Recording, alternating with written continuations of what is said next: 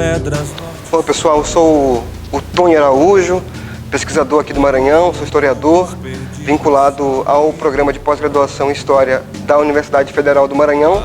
Hoje, dia 12 de maio, foi um dia excepcional aqui na universidade. Tivemos a honra de receber o camarada Bernardo Mesquita com o lançamento do seu livro, Das Beiradas ao Beiradão, a música dos trabalhadores migrantes no Amazonas. E foi um momento sensacional de trocas entre pessoas da música, das ciências sociais, da história.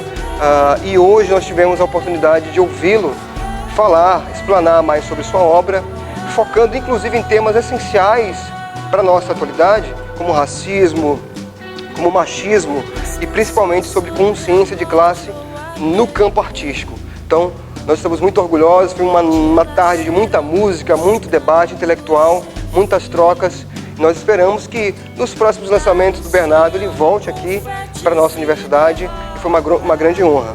Fica aqui um abraço de um pesquisador aqui do Maranhão que trabalha também com jazz, né? Jazz do Maranhão, e que está unindo forças com o Bernardo aí em prol de uma pesquisa que valorize e rememore, resgate a história de homens e mulheres negras e indígenas da classe trabalhadora artística. É isso, um abraço, muito obrigado.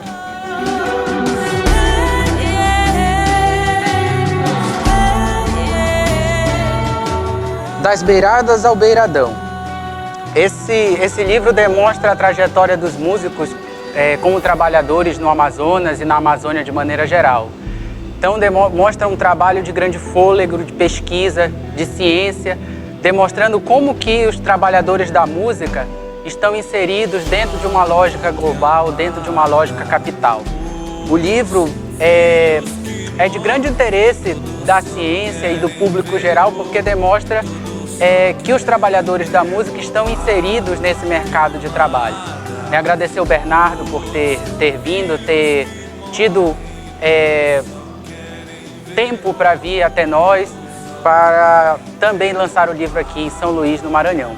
É uma grande honra e é um trabalho que demonstra que os trabalhadores estão nas demais esferas da sociedade.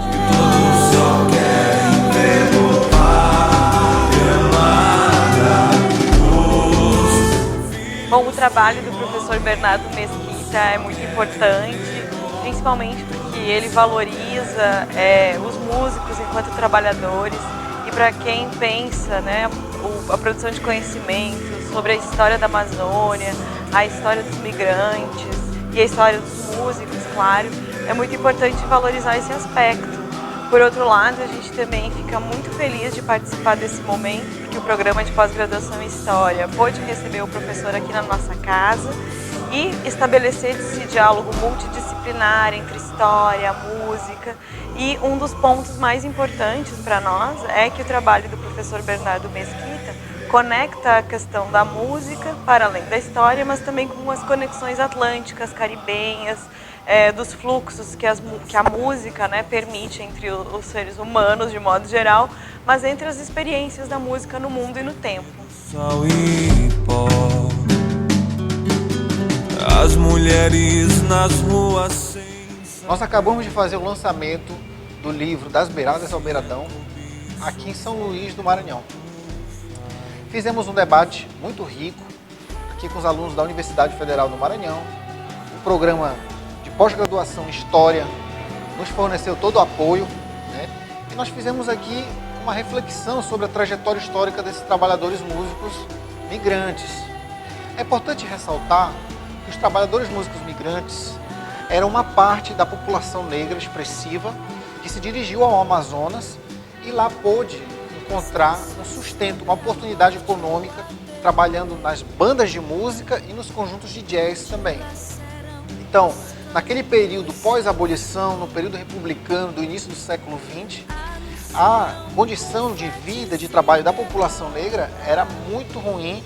Você tinha um racismo muito forte no Brasil, né? E a falta de oportunidade também era uma marca desse período. Portanto, ressaltar o lugar de trabalho, o lugar de sustento econômico, de integração social que esses músicos tiveram dentro dessas bandas, conjuntos de jazz, é da maior importância histórica para a compreensão da nossa música.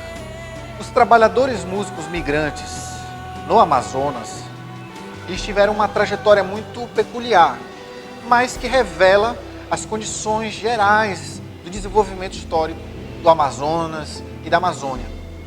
O que eu quero dizer é que esses trabalhadores iniciavam tocando, prestando serviços nas festas de santos, mas também nas celebrações do calendário oficial da banda da Polícia Militar. Eram músicos que formavam pequenas formações instrumentais, a tocar em quartetos, quintetos, né? Esses músicos realizavam um trabalho improdutivo, no sentido de que eles não prestavam aquele serviço motivados por uma geração de lucro e de produção de excedente. No entanto, na década de 80, esses músicos ingressaram na indústria capitalista da música, a partir de contratos feitos com as gravadoras nacionais, como a Cabana, Beverly, e sobretudo com o auxílio da Gravação, que foi uma gravadora que se destacou aí na década de 70 e 80. O que eu venho falando é que a condição de trabalhador desses músicos foi decisiva para o resultado musical que encontramos nas faixas dos discos. Isso porque essa condição permitiu que os músicos amazonenses fossem comandados e dirigidos pelos músicos paraenses mais experientes. A figura dos produtores, né, isso foi muito importante nesse momento para a formatação dessa música. E o que eu venho falando é que a lambada não pode ser vista apenas como uma música exclusivamente paraense, uma vez que deste processo de criação e de expansão da lambada, os músicos amazonenses foram da maior importância, eles foram decisivos para a expansão do nome da lambada como gênero e que veio acontecer na década de 80 e meados de 90. Os caminhos sem fim anunciam confetes e derrotas.